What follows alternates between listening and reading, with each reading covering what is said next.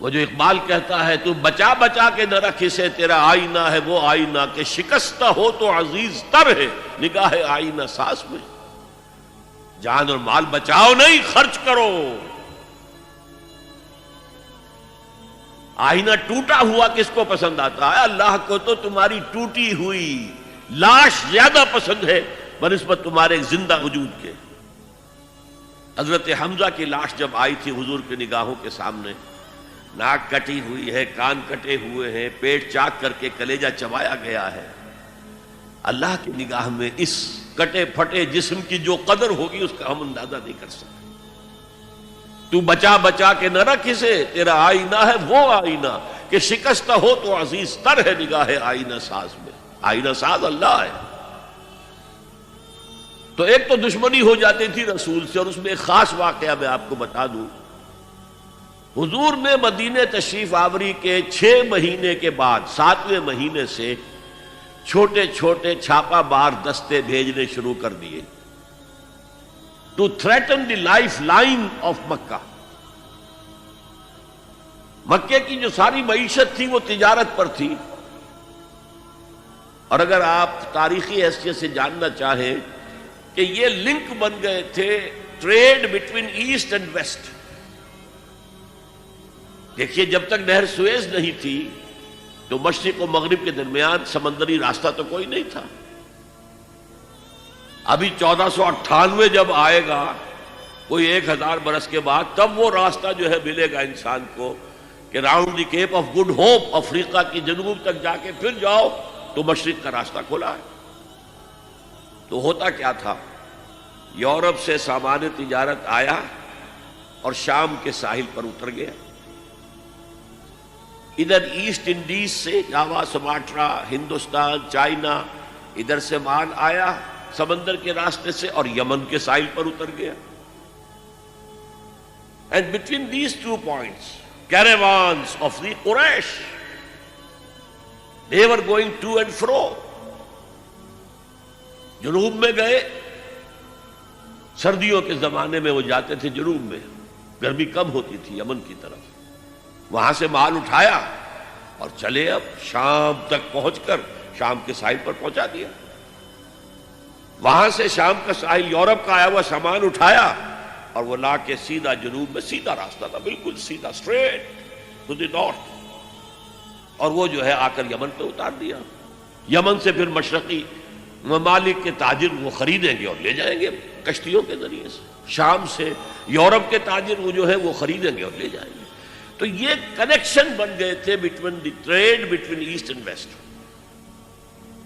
اور ان کو یہ سہولت حاصل تھی، پروٹیکشن حاصل تھی کہ کوئی بھی قبیلہ عرب کا ان کے کیروانز کے اوپر حملہ نہیں کر سکتا تھا، because they were the custodians of Kaaba, اور تمام قبیلوں کے بت کعبے میں رکھے ہوئے تھے as if they were hostages with them. کوئی قبیلہ ان کے خلاف جارحیت کرے گا تو وہ اس کے بت کی گردن مروڑ کر باہر پھینکیں گے۔ اس وجہ سے انہیں اس پوری تجارت کے اندر، اور ان کی جو مالی حیثیت بہت بہتر تھی قریش کی، بقیہ پورے عرب سے، اس کا سبب یہ تھا۔ اب حضور نے کیا کیا؟ اسے تھریٹن کیا، we are very much here now, this can be called the economic blockade of Mecca. یہ تھا پھر جس کے نتیجے میں، اچھا اس وقت تک قرآن مجید میں قتال کا حکم نہیں آیا تھا، یہ حضور کی اپنی تدبیر تھی، اپنا اجتہاد تھا۔ تو وہ کہتے ہیں دیکھو جی ابھی قرآن میں تو حکم آیا نہیں، یہ تو کچھ ایڈونچرس آدمی معلوم ہوتے ہیں، ایمبیشس آدمی معلوم ہوتے ہیں، انہوں نے ہمیں مصیبت میں ڈال دیا۔ پھر ان کا کہنا یہ تھا کہ بھائی دعوت سے، تبلیغ سے، نصیحت سے، ٹھنڈی ٹھنڈی باتوں سے اپنی بات پھیلاؤ، یہ کیا چھیڑنا قریش کو کہ پھر جنگوں کا آغاز ہو جائے۔ اندر تو تھی اپنی بزدلی، لیکن اس کے اوپر ردے چڑھ رہے تھے فلسفے کے۔ جیسے ہم کہتے ہیں کہ اگر کسی کو گڑ دے کر مارا جائے تو زہر ضرور دینا ہے۔ تو اس اعتبار سے وہ حضور سے بھی اپنے دل میں عداوت محسوس کرنے لگے، اور یہ جو مسلمان ہیں یہ فینیٹکس، یہ پاگل، یہ جذباتی لوگ، یہ نہ دائیں دیکھتے نہ بائیں دیکھتے ہیں، نہ سامنے کے خطرات نہ پیچھے کے حالات، نہ انہیں اپنے بیوی بچوں کا کوئی خیال ہے، کچھ بھی نہیں، اور یہ فوراً کھڑے ہو جاتے ہیں، چل پڑتے ہیں، فوراً لبیک کہتے ہیں۔ جب یہ لبیک کہتے ہیں تو ہم نمایاں ہو گئے نا، اگر سب بیٹھے رہتے تو ہم بھی انہی میں شامل رہتے۔ اس وجہ سے پھر وہ عداوت کا درجہ ان کے اندر پیدا ہو گیا۔ یہ تھرڈ سٹیج ہے ٹیوبرکلوسس کی۔ نفاق جب اس درجے کو پہنچ جاتا تھا تو اب اس کے علاج کا کوئی امکان نہیں تھا۔ یہ ہے غیر شعوری نفاق۔ وہ اپنے آپ کو مسلمان سمجھتے تھے، مسلح سمجھتے تھے، تو یہ پھیلا رہے محمد اور اس کے ساتھی صلی اللہ علیہ وسلم، خامخواہ چیلنج کر رہے ہیں قریش کو۔ یہ انداز جیسے کہ سورہ بقرہ کے دوسرے رکوع میں ہے، وَإِذَا قِيلَ لَهُمْ لَا تُفْسِدُوا فِي الْأَرْضِ قَالُوا إِنَّمَا نَحْنُ مُصْلِحُونَ۔ جب ان سے کہا جاتا تھا دیکھو اللہ کے دین کو قائم کرنے کے لیے ایک جمعیت فراہم ہوئی ہے، اس کے امیر محمد ہیں صلی اللہ علیہ وسلم، اور اب عالمی اصلاح کا ایک پروگرام پیش نظر ہے، تم اس جماعتی زندگی میں رکھنا ڈال رہے ہو تو گویا کہ فساد مچا رہے ہو۔ وہ کہتے نہیں ہم تو جی اصلاح چاہتے ہیں، مصلحین ہیں، یہ فساد تو تم مچا رہے ہو، جنگیں تم نے شروع کر دی ہیں، ہم تو کہتے ہیں کہ صلح کے ساتھ کام کرو اور دعوت و تبلیغ کے ذریعے سے، صرف اس مشنری زیل کے ذریعے سے اپنی بات کو پھیلاؤ۔ یہ تھے مدینے کے منافقین۔ اب چند باتیں میں اس نفاق کے ضمن میں اور عرض کر دوں۔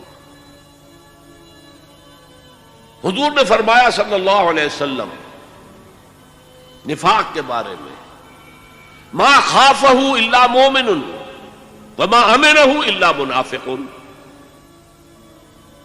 نفاق کا خوف رہتا ہے صرف صاحب ایمان کو، اور نفاق سے اپنے آپ کو محفوظ سمجھتا ہے صرف منافق۔ صاحب ایمان تو ہمیشہ اس فکر میں رہتے تھے ہم سے کوئی کمزوری ظاہر نہ ہو جائے، مال اور اولاد کی محبت کہیں ہمارے قدم نہ روک لے، کہیں اللہ کے ہاں ہمارا شمار منافقین میں نہ ہو جائے۔ کوئی چھوٹی سی تقصیر ہو گئی تو وہ بھی انہیں معلوم ہوتا تھا کہ جیسے پہاڑ ان کے سروں پر آ گیا ہے۔ حضور نے فرمایا کچھ لوگ ایسے ہوتے ہیں کہ اگر گناہ کر بیٹھتے ہیں تو ایسے محسوس کرتے ہیں کہ پہاڑ تلے آ گئے، اتنا بوجھ، اتنا احساس کے اوپر ثقل۔ اور کچھ لوگ ایسے ہوتے ہیں کہ بڑے سے بڑا گناہ کر کے بس اتنا سا احساس ہوتا ہے کہ ناک پر مکھی بیٹھ گئی تھی، ہم نے یوں کیا اڑا دیا، بس اتنا احساس۔ وہ ضمیر نام کی اندر شے وہ بتاتی تو ہے تم نے غلط کام کیا، اس سے زیادہ نہیں، مکھی اڑا دی خلاص۔ تو ما امنہ الا منافق، نفاق سے اپنے آپ کو محفوظ اور مامون سمجھتا ہے صرف منافق۔ یہ غیر شعوری نفاق ہے نا، وہ نہیں جانتا کہ میں منافق ہوں، وہ تو کہتا ہے میں مسلم ہوں، میں محمد کے پیچھے نمازیں پڑھتا ہوں صلی اللہ علیہ وسلم، میں روزے رکھتا ہوں،